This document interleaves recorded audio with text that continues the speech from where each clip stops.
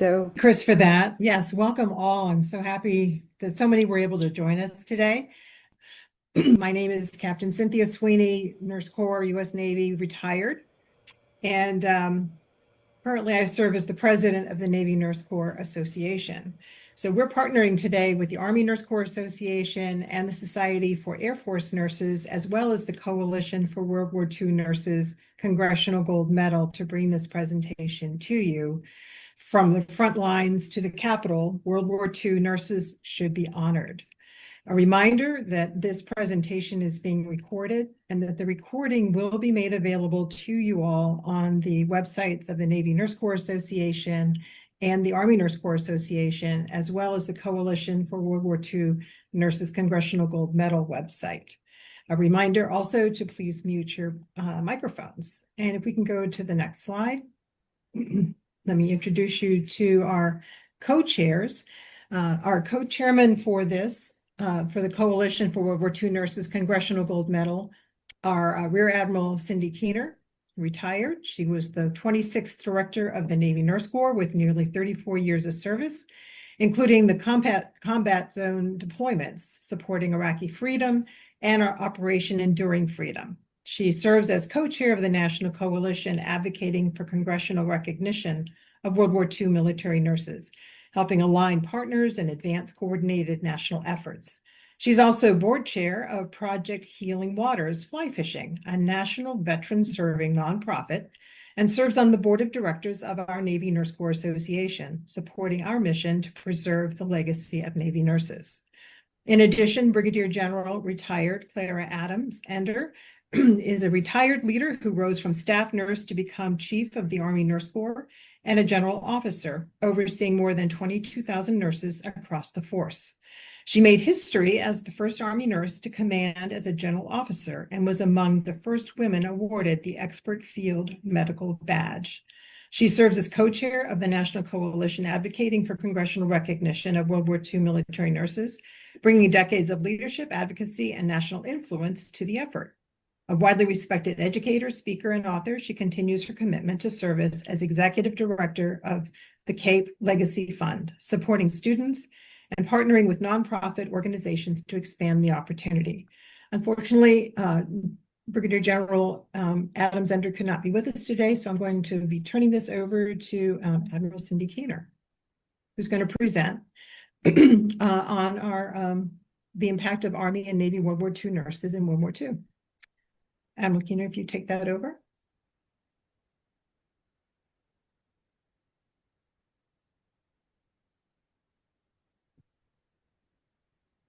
Oh, I think you're on mute too. There you go. yeah, I had to pay attention to the prompts. That was a lot going on for a second. So again, I'd like to say welcome to this webinar. Today we're going to talk about our World War II nurses as an informational session, and then there's a call to action for each of us.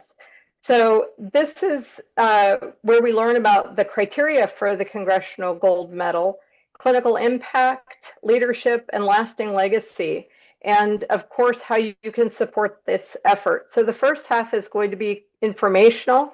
And as we begin, I'd like you to listen for not just the facts, but for the impact, how nurses of World War II changed outcomes, shaped systems, and influenced the future of military medicine. Next slide. So you can read the slides and they'll be posted, but what is really key here is that this webinar is not just about the recognition, it's really making the case for the Congressional Gold Medal. And so it's about correcting an historical omission. The Congressional Gold Medal is reserved for those whose contributions shaped the nation itself. Tens of thousands of Americans came home because World War II nurses were there. That meets the standard. And the fact that it hasn't been awarded yet is exactly why today matters and our deliberate actions afterwards. Next slide. So most nurses entered service as civilians and were forced to adapt very quickly to military life. There's a quote that is important here. We were trained nurses before we were soldiers, but we became both. And that's attributed to Lieutenant Mary Roberts, Army Nurse Corps, 1943. What I want to emphasize is transformation. These were professionals who adapted rapidly to environments requiring both clinical excellence and military discipline. They became both nurse and officer, and that dual identity was essential to mission success. Next slide.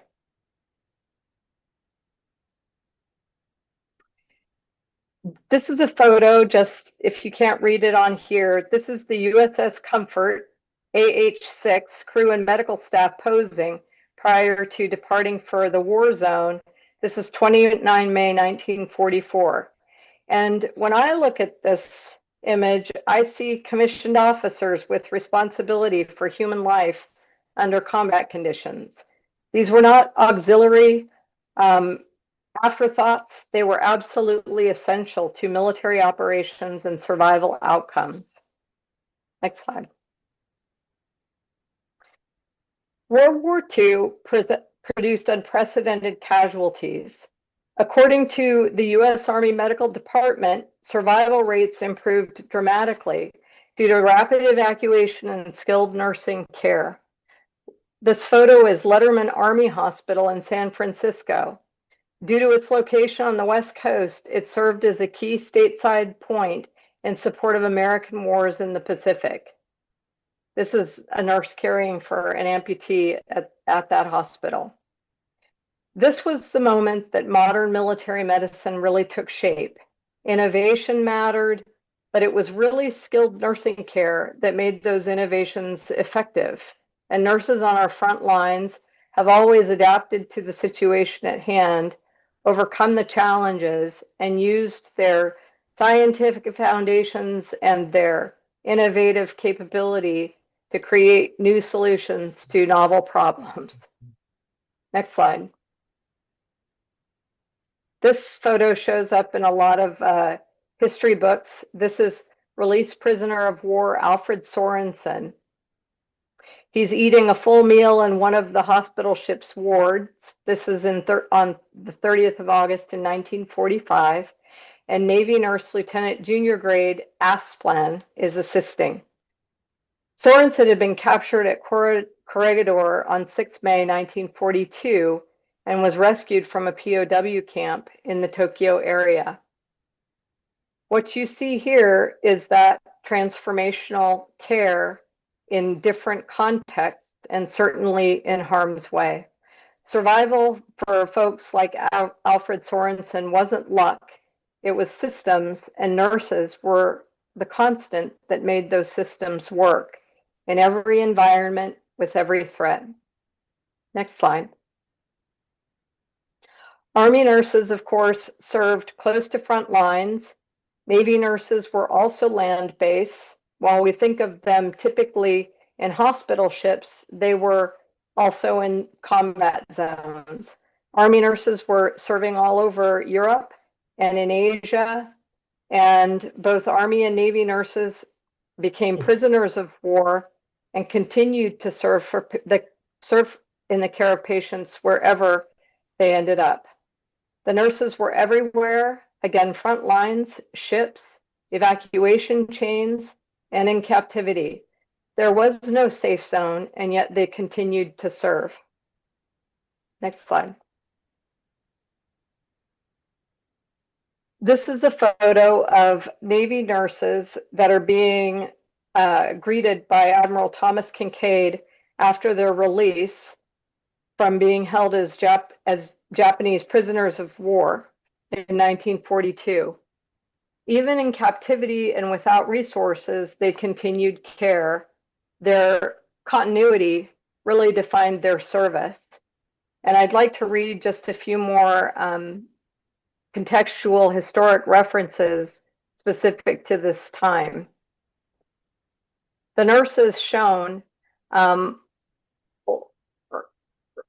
the release, their names are Dorothy Still, Maureen Davis, Eldine Page, Helen Guy Grant, she was British, Basilia Torrey Stewart, Helen Gorzelanski, Mary Rose Harrington, Margaret Nash, Goldie O'Haver, Mary Chapman, Laura M. Cobb, Susie Pitcher, Bertha Evans, and Admiral Kincaid.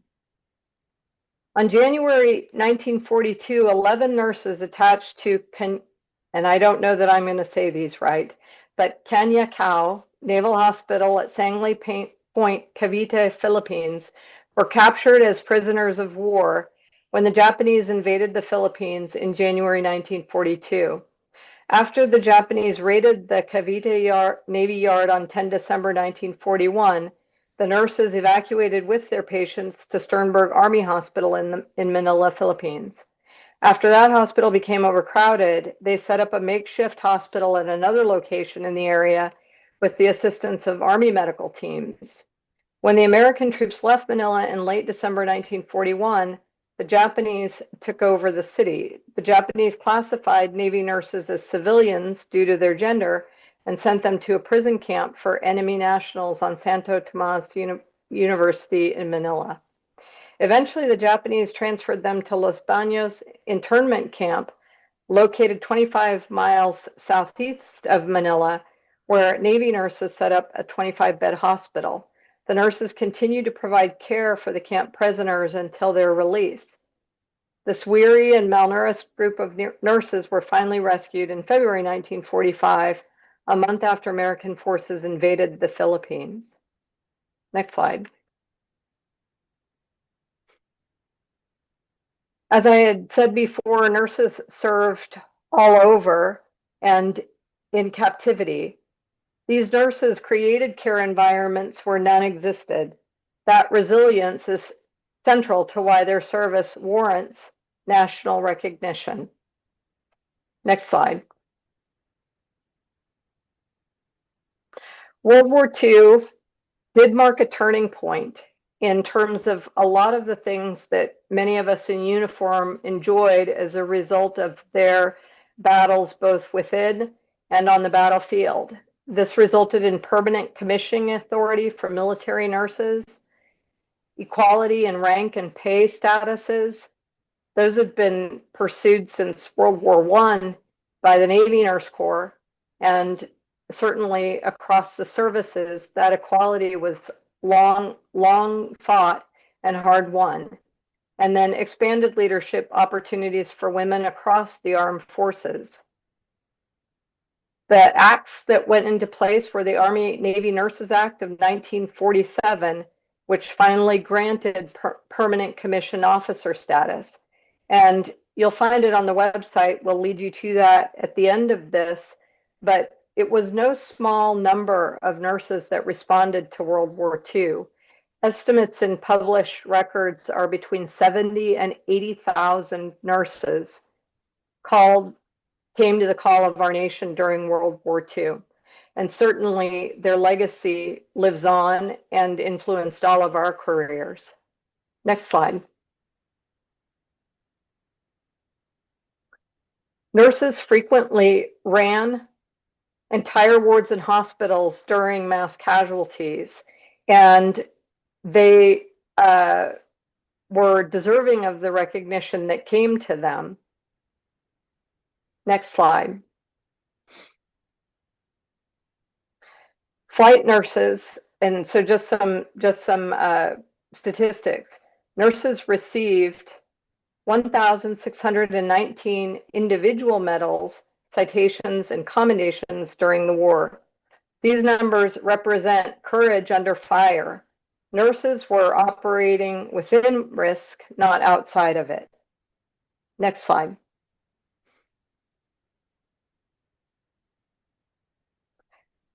Ruby Bradley is annotated here, and she was one of the most decorated women in U.S. military history, earning 34 medals and citations, serving in both World War II and the Korean War. She was imprisoned in Manila, and again, per usual, and as a nurse, she provided medical help to anyone that needed help while she was there. Next slide. Elsie Ott, she helped to establish global aeromedical evaluation, which has been transformational ever since to medicine. Next slide. Annie Fox, individually decorated. She was cited for her bravery and became the first woman to receive the Purple Heart during World War II. She was later retroactively awarded the Bronze Star Medal in recognition of her service. But recognition doesn't always match contribution, and that's why this effort matters. You won't see 70,000 individual slides today, but every single nurse that came to the call of our nation made a difference and an impact around the globe, and certainly with the patients that they served and in our collective national history. Next slide. Mary Roberts Wilson was an Army nurse who served in the Philippines, and she was the first woman to receive the Silver Star. Her courage as a POW in Bataan and Corregidor highlighted strength and resilience of military nurses under extreme circumstances, obviously leaving that lasting legacy of service and sacrifice. Next slide. Anne Bernatitis, I'm not sure that I'm saying her name correctly either, but she was on the front lines of defense in Manila, Bataan, and was forced to evacuate 2 different times. Her courage under extreme and austere conditions earned her the Legion of Merit, Bronze Star, and other awards. She's remembered as a symbol of resilience, selflessness, and unwavering commitment to service under extreme adversity. Next slide.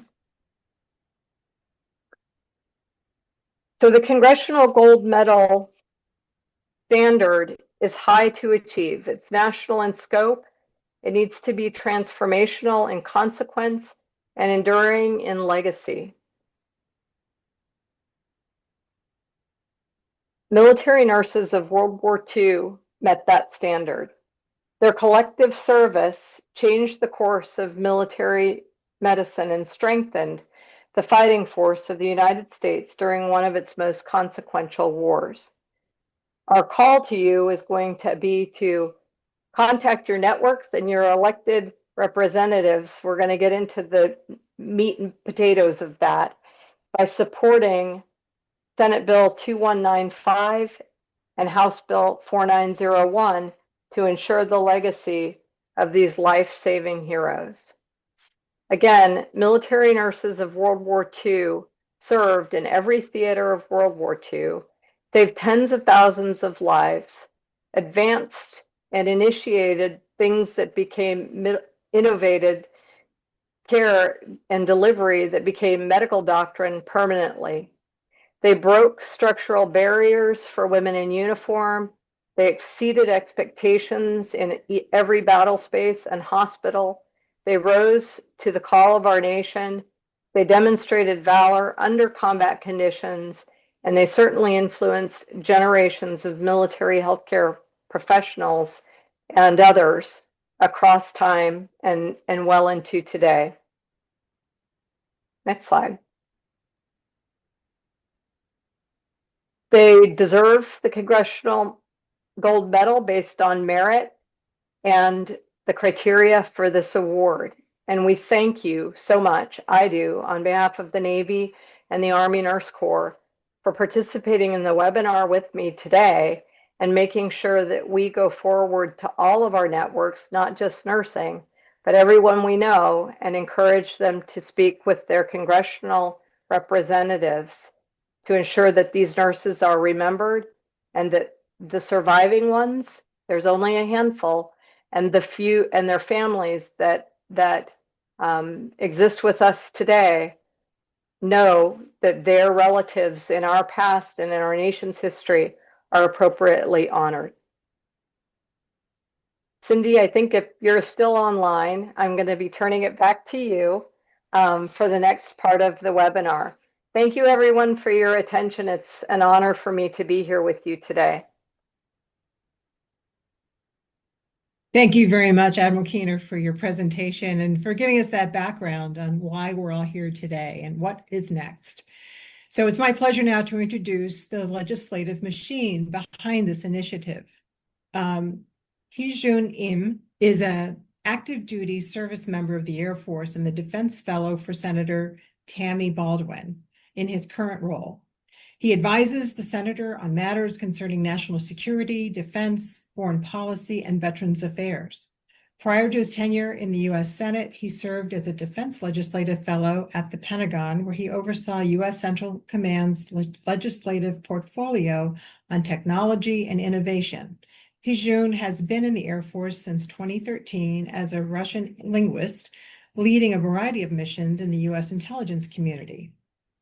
In addition, we have Sunny Busa. He was a retired Consul General of the U.S. Department of State, having served at diplomatic posts worldwide for 25 years. Prior to this, he served as a U.S. Army officer upon graduation from the United States Military Academy at West Point, with duty in various command and staff positions in the U.S. and overseas. He was a visiting professor of international relations at West Point and at the Philippine Military Academy. Sunny is on the board of the Filipino Veterans Recognition and Education Project and the USS Teleforo Trinidad Commissioning Committee. He is a veteran of several Congressional Gold Medal campaigns. So now I'm going to ask that Sunny share what has been done to move this initiative forward, as well as what is needed. He'll also be able to answer your questions, and responses to all of those that were previously submitted by you are going to appear in the frequently asked questions and answers on the Coalition for World War II Nurses Congressional Gold Medal website. And the last slide that you'll see is going to provide you with access to that slide, or I'm sorry, to that website. So Sunny, if you wouldn't mind sharing your knowledge. Thank you. Cindy and Sunny, if I may interrupt, I wasn't reading my text and had put my phone on silent, but I was advised that General Clara Adams-Ender did join. And so if we could just take a moment, if she's available, to say hello. And General Adams-Ender, I apologize that I read all the slides for you. But if you're here, I know the group today would love to hear from you if you have any additional words specific to our coalition. And thank you for joining us as co-chair, if you're available. Well, I am available. There you are. Great to see you today. Thank you. Good to see you too. I apologize that I didn't get the information before, but somehow I keep missing these Zoom messages. But I'm gonna get on the list up front one of these days. Cindy, you did a good presentation there in terms of dealing with the nurses. I had a couple of comments that I wanted to make in reference to it, and that is, it's always important when you're dealing with the Congress people to use the rank of individuals. And we did manage to get some rank there after a while as nurses. And I saw Lieutenant Mary Roberts Wilson, who wore her silver bar on her cap. We need to use that rank as much as possible. And in terms of using certain kinds of language, courage is another word that's important to the Congress. And so whenever we start talking about, we can talk about valor, and that's one side of it, but the other side is courage. Let's make sure that we get the terminology well. I thought the presentation was good. I'll make sure that I have my portion next time, Cindy, and be ready to do that. Thank you so much. Thank you for joining us. It's so good to see you. And man, every time General Adams-Ender talks to me, I stand up and salute because I believe every word she says. She has been a champion for military nurses, and when she speaks, we all listen. Thank you, General. And sorry, Sunny, back over to you. Yeah, I just wanted to say one other thing too, Cindy. Yes, ma'am. Last time we were on and had the meeting, someone mentioned the fact that there was information in our slides or in the presentation that was not correct. I wonder, do we know what that is, and if we can manage to correct that? I think we did. Thank you for asking that. Yes, the working group that has been assisting us has made sure that our historical accuracy is represented. So I appreciate the question, and it's a good one. And we'll have more questions at the end, General. I know you missed the introductory remarks, but we're going to turn it over to our congressional leaders who've crossed the finish line before with Congressional Gold Medals, and will give us very, very impactful guidance on how we can all help the coalition succeed. So thank you. Hi, Sonny. Okay, I guess it's me. Hi. Hi, Cindy. Hi, Brigadier General Clara Adams-Ender. I know you're a veteran of Congressional Gold Medal campaigns also, so your insights in that would be very germane to this. Well, as mentioned, I've been through two Congressional Gold Medal campaigns, or let me just say CGMs, and it takes legwork because the standard knowledge is that, well, let me just email my congressman or senator and write a letter, and that'll be good enough. Well, let me tell you, nothing beats the personal touch. In that regard, we're going to have to organize teams to meet specific members of Congress, because once you go to somebody's office and you lay down the argument, basically I'm just going to show them the slides that you just saw and explain to them. And once you have them in the office and they're looking at the slides, how can they refuse? Who would be against nurses? Okay, it's cross-cutting. I dare a congressman or senator to say, no, I'm not going to vote for that. But they have to know about it. That's the thing. So as far as the cost, I think it's an easy lift. You know, I did the veterans of the Japanese of World War II, the Japanese Americans who fought. I did the Filipino gold medal. That was hard because I had to explain to the congressman, why did the Japanese and the Filipinos get the gold medal, and why did the postal workers get the gold medal, right, Brigadier General Clara? Exactly. So there was a so what factor. You have to explain the so what factor. Why do we need to do this? Well, I think the slides pointed out. So I think it's an easy lift that way, but we still have to get them out individually. So what we do, we organize teams, we go office to office, and June, who's there on the Hill, will be organizing which targets we select. We have to be selective. We can't hit everybody, but we can hit most. For the gold medal program for the Filipino veterans and the Japanese veterans, it took about 18 to 24 months of walking the halls of Congress. I don't think we're going to need that much time. I hope not. But if you know the political climate in Washington, it doesn't move very quickly because they got a lot of things going on in their mind right now, right? And so why does this have to occupy their time when there are so many other competing issues? And that's the case we have to make. But like I said, who can be against military nurses in World War II, especially this time? Because you frame it as a patriotic effort. You frame it as good for America. This is the 250th year of America's birth. We're celebrating 250 years of American independence. And this folds right into that narrative. So we have the so what factor. Why does the vote matter? And for every politician, their number one job is to get reelected. Okay? Really, that's why they want to get reelected. So how does this affect the reelection campaign? Well, they're not going to ask you, well, how many nurses live in my state? Or how many military nurses live in my state? That's not the point. The point is that it's the right thing to do because it's American. It honors military nurses. So if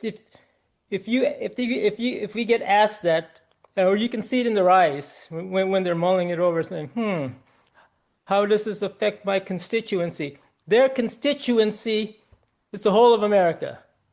And that's how we're going to frame it. And it's the right thing to do. And oh, by the way, it's also good for women's issues.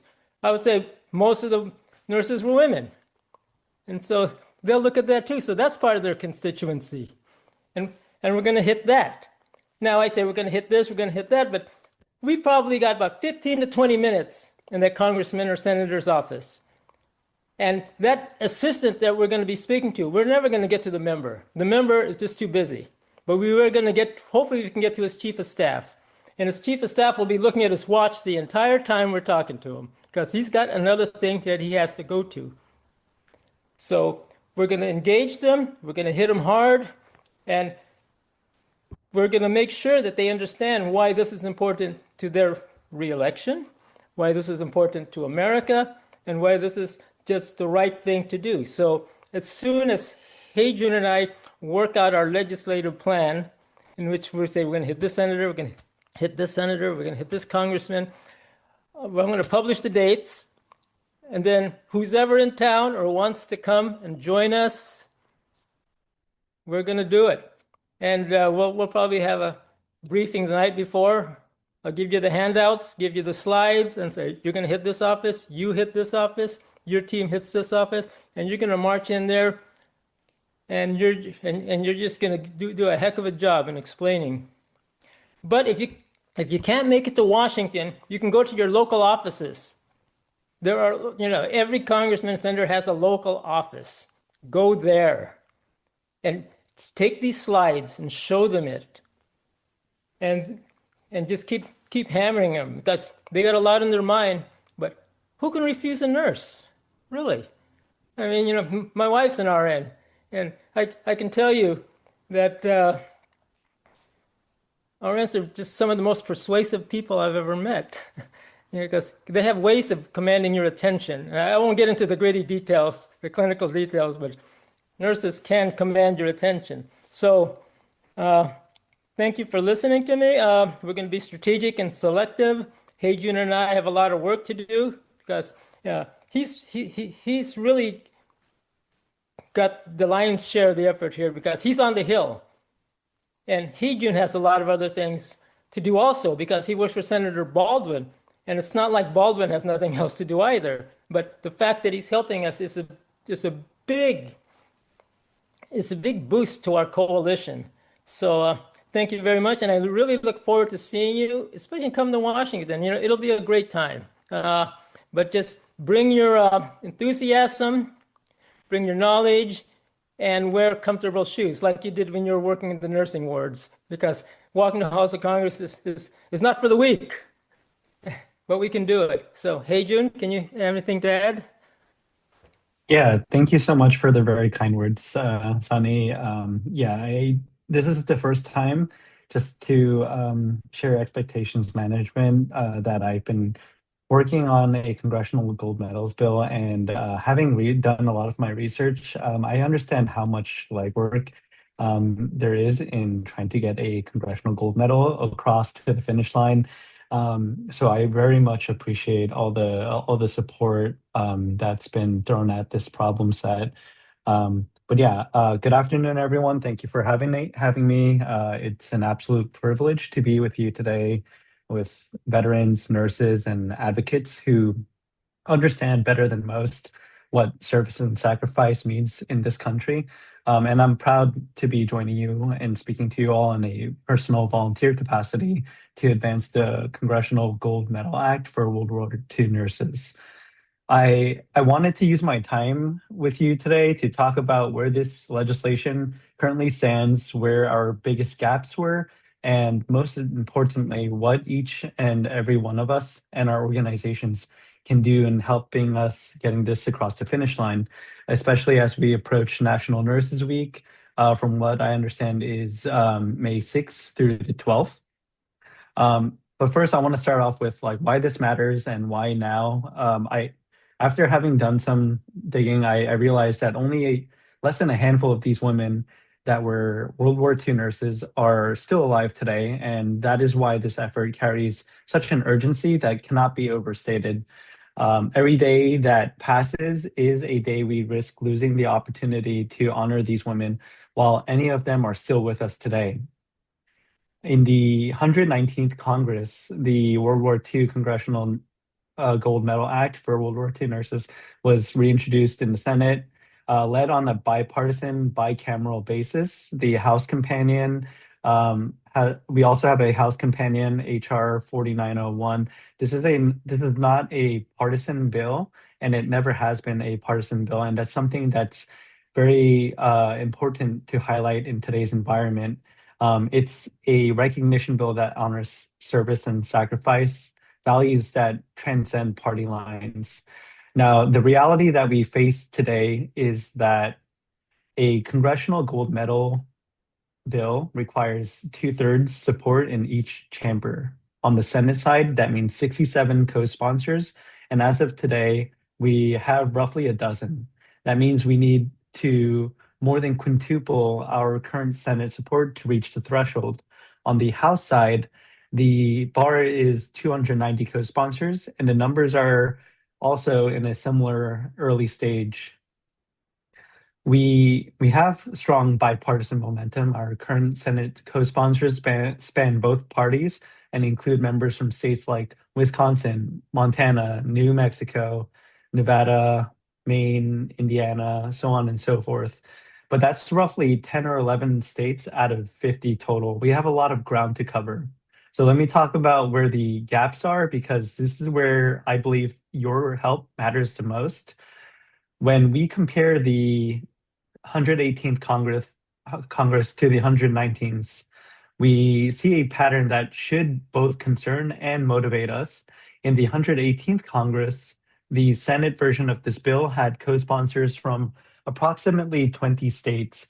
That included senators from some of the largest states in the country, to include California, Texas, New York, Virginia, and others.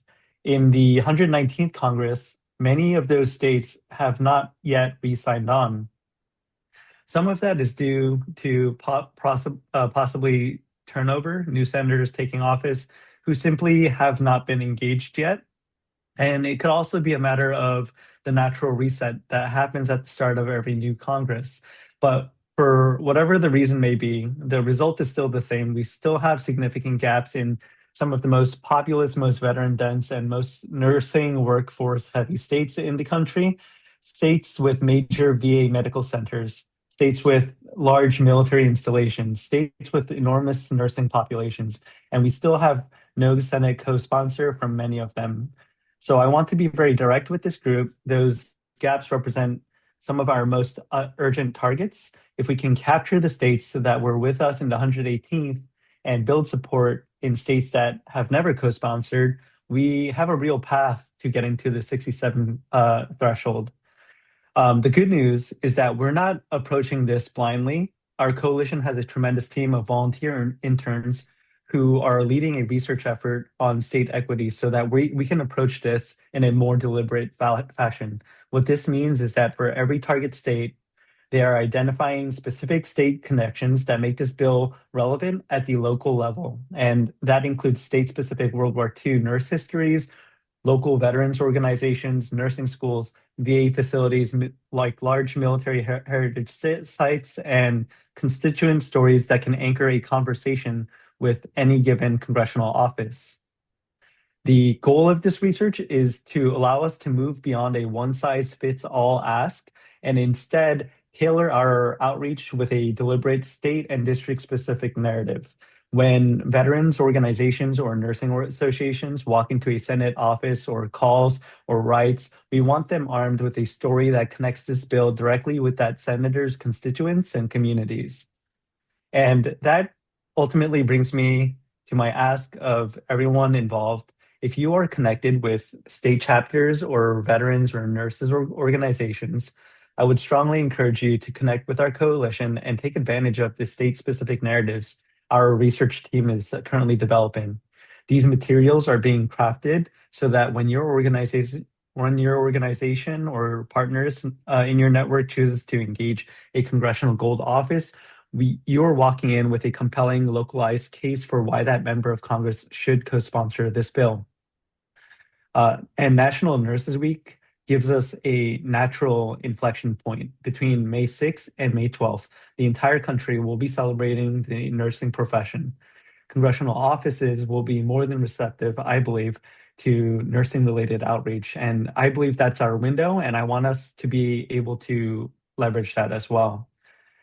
So what I would ask of you to consider would be, between now and then, is to first identify whether your state senators are already co-sponsors. If they are, thank them. That's very valuable.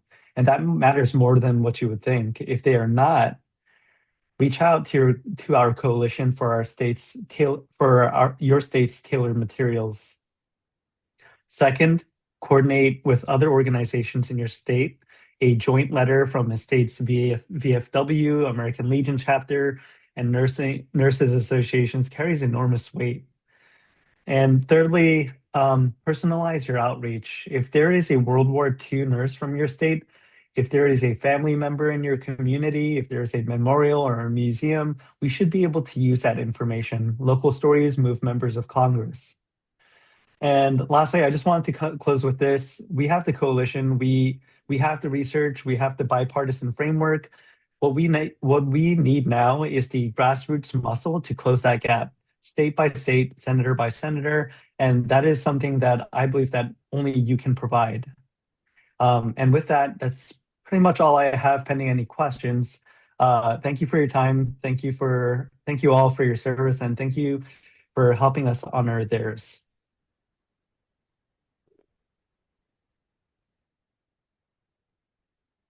Thank you, Hee-Jun. And so at this time now, we'll go on. If folks have any general questions they would like the team to answer. And I believe in the chat, Judy did have one question about who to write to if your legislative person is not running for re-election.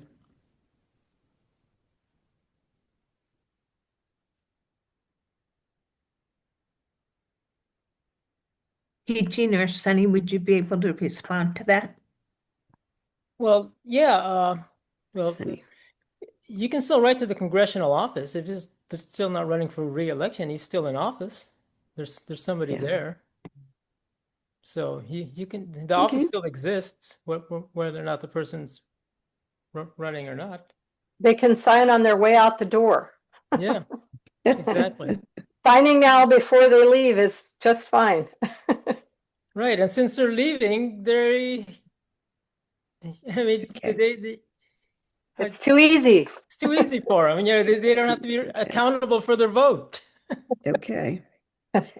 So Judy, does that clarify your question? Yeah. Okay.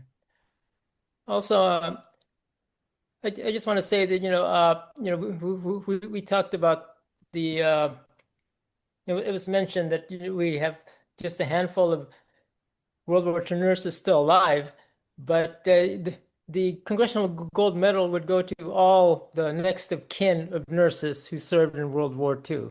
So we're not just talking about survivors. We're talking about the next of kin would get the medal.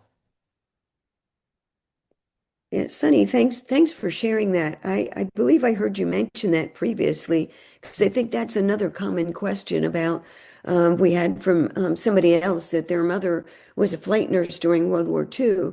And so what can they do to honor her if this bill is passed? Right.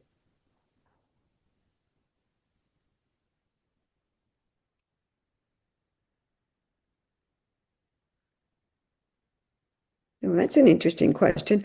Diane Shura is asking, does anyone have a list of currently living World War II nurses and what states they're in? I know at least in the Navy Nurse Corps, we do know a number of our veterans who are World War II nurses. There are a few still living. We have somebody locally in Virginia who's 108, and we have somebody else out in in San Francisco area, that's 107.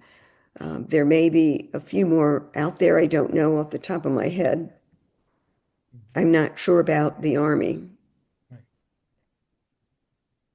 Okay, what would happen is that once the Congressional Gold Medal is approved, we would put it out there, and then next of kin would have to apply. And so we have to tweak our application process. There's 70,000 nurses next of kin, and we're not going to go to 70,000 people. We're not going to go down a list and say who's eligible, and then reach out to them. They're going to have to reach out to us. Someone's going to have to say, hey, my relative was a nurse. How can I get the medal? And that's how it's going to be done, because we just don't have the capacity to reach out to 70,000 people from our organization. The next of kin will have to reach out to us and let us know that they're eligible, and then we'll take it from there.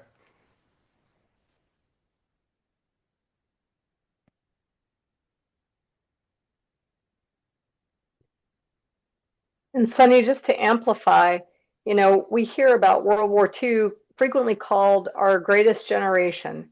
There was no shortage of sacrifice and commitment to our national interests during World War II. And nurses were called in the same way that others were and served in harm's way. And as the war concluded, many of them lost their access to that service because in the Army and in the Navy, the nurse corps were downsized. And so that possibility and probability that nurses who were veterans went back into obscurity or invisibility was probable and occurred frequently.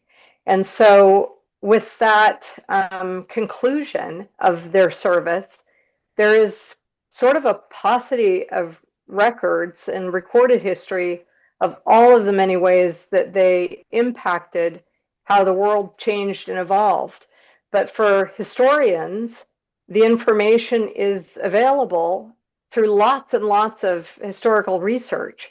And so it's really important and incumbent upon us who've served in uniform to ensure that their legacy, their contributions, their impacts nationally to military service, to nursing service, to female veteran service is acknowledged. All of us stand on the shoulders of those giants who predated us in uniformed service, and their contributions were epic, and they served in harm's way. And it's a matter of never forgetting and ensuring that our nation honors those heroes. And when we think of the greatest generation, it includes the appropriate recognition and honor and awarding of the Congressional Gold Medal for military nurses who were called to serve and rose to that call. Okay, thank you. The question about would it be helpful to reach out to nursing organizations and get them involved? And what about ANA? I do know for the discussion of the coalition that they have reached out to nurses that are in Congress. And that includes Jen Kiggins, and I think there's 2 or 3 others. So I'll let Sunny address that. But in general, yes, because nurses understand the work of nursing, and it's important to get the legislative folks moving on this. I don't think I have anything more to say about that. I think we've already mentioned it. Hey, June, do you want to comment on that?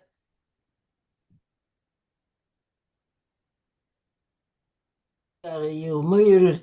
You're muted. I see You're that muted. No, I don't have anything of value to add. I do think that incorporating support from nursing organizations especially more so at the local level, that can only amplify the messaging and the support that we need to get the co-sponsors added. And the ANA has its state affiliations. So every state has the officials that represent the ANA. And through those state representatives of the American Nurses Association, there is impactful power at the level of the state connection. So I think it's absolutely worth that. Nationally, it's important, but it's also important to coalesce nursing organizations at the state level who can make a difference. Yeah. And we did actually capture the state you were from when you registered for the event, and we did that on purpose so that we could share that with the coalition team, so we have an idea of, did we reach people in every state? Christine, do we know the outcome of that capture? How many states are represented today? I didn't do a last minute. We still had people registering up to 10 minutes before the event, so I don't have a final count on that. And yes, I do believe Diane Scher, I'll refer that question to her. Someone has asked about the MOA's nurse advisory group, whether that was a goal of the group. And I do know that the president of that group is aware of this and does monitor the coalition. He's a member of the coalition. He can attend the meetings. The coalition, I believe, meets monthly. And maybe Admiral Keener or Clara could tell a little bit more about the coalition meets monthly. Is there some specific timeline? What is the timeline and the needs, I guess, from like now going forward? We need more names on the bills. we need co-sponsors. It's time to activate, and it's important to use, those nationally and annual recognized events like Nurses Week and veterans events, Memorial Day, Veterans Day, those kinds of things. Those are useful because people are thinking about nurses or veterans at that time. But it's very important that we get a groundswell of participation. And I think both Sunny and Hee-Jun gave us really good tactical advice. There's nothing that substitutes from having direct conversations. As we've been talking, what I've heard and what triggered in my mind is we need to prepare and arm nurses and our networks to go into those congressional offices and make the case. And as Sunny said, you'll only have 15 minutes with a staffer in the office. And so it's very important to have your speaking points. Bringing the slide presentation is a useful strategy. You leave something behind, but as you speak to it, having consistent talking points is something that I think we should develop and something that we'll get on our coalition website. The QR code is there persistently because we would like all of you to go to the website. It's far more robust. It has far more detail, and there are templates and letters for writing to your elected officials. There are links that take you straight to those templates, and there are links that will enable you to see if your elected officials in your state are already signed on. And I do love Sunny's suggestion that it's also important to thank them, because then they know that we notice, and it wasn't just an ask, but it was our gratitude expressed that representative represents us in this initiative. So you can't say thank you too much either, especially in these hard times. I think that the story of this initiative is one of optimism and impact. And to Sunny's point, why would anyone say no to honoring veterans from World War II that made a difference in the outcome of the war. Nurses saved lives and innovated nursing care from the front lines and brought it back to military nursing over time, and also impacting the way that patients are treated, in austere conditions. So the impacts have continued to sustain through to today, have been refined, and nurses in every conflict have proven that they can do more, have done more, will do more than anyone ever expected them to do. They've exceeded all expectations across time in every conflict. So I think this is another segment of our nation's history that is deserving of the recognition of these extraordinary nurses who served. I think Great. another aspect that we mentioned at one point in time, and we haven't talked about it here today, is the fact that if there's someone who's going with these groups, and I think Nurse Week would be a good time for that to happen, who can still fit into their uniform. They need to pull that out, and because the Congress people like to see folks in uniforms, and we've got some. We actually, the Army has that World War II uniform that's around that they may not have seen before, but it needs to be seen right now. But I'm going to see if I can get a team, at least one person to wear the uniform. Yeah. And we're just about at the top of the hour. And I will say the timing of this event was timed because April is usually when many groups are advocating Congress in April. It's kind of advocacy and action month. And so that's why we wanted to get the information out by the end of March so that people were ready to go. The slides and the recording will be publicly available. Army Nurse Corps, Navy Nurse Corps, and the Coalition website. Do we have any other follow-up, any other questions? I do like Jill's acknowledgement of her relative and her own service, and that General Adam Zender was an instructor of hers. So that's the legacy. Our story goes on and on and on, and it's amazing to see that. That's a beautiful recognition, Jill. And my goodness, if we stayed, I know that we would get more and more stories. This probably is the point. Cindy Sweeney asked if we would be able to close it down on her behalf. She had to step away as our moderator, but I am very, very grateful to co-chair the coalition along with General Adams Ender, and on behalf of all nurses, networks who support military nursing and who want to advocate and champion this cause.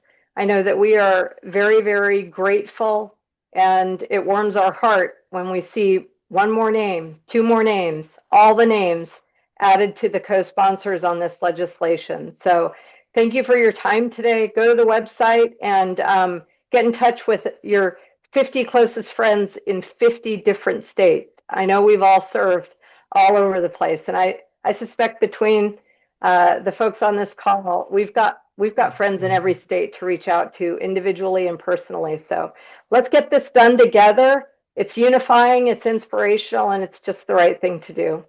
Thanks from me to you, General Adams Ender. If you'd like to close this out or say any parting words, over to you, ma'am. Where did I go?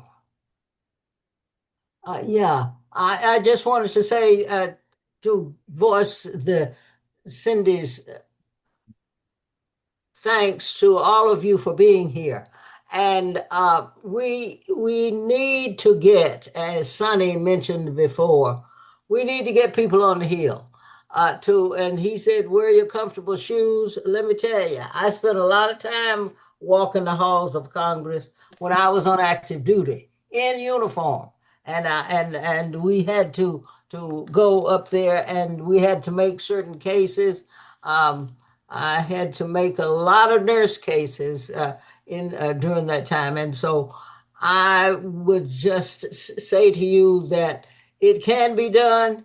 It's not easy, but nobody will ever promise you easy whenever you're out trying to get a good job done. So thanks very much for you being here. Thank you, General. Thank you. With that, we'll conclude. Thank you, everybody. Enjoy the rest of your Saturday and weekend, and I hope it's sunny where you are. Enjoy spring as it blooms in front of us. Thanks, everyone. Thank you. Bye-bye.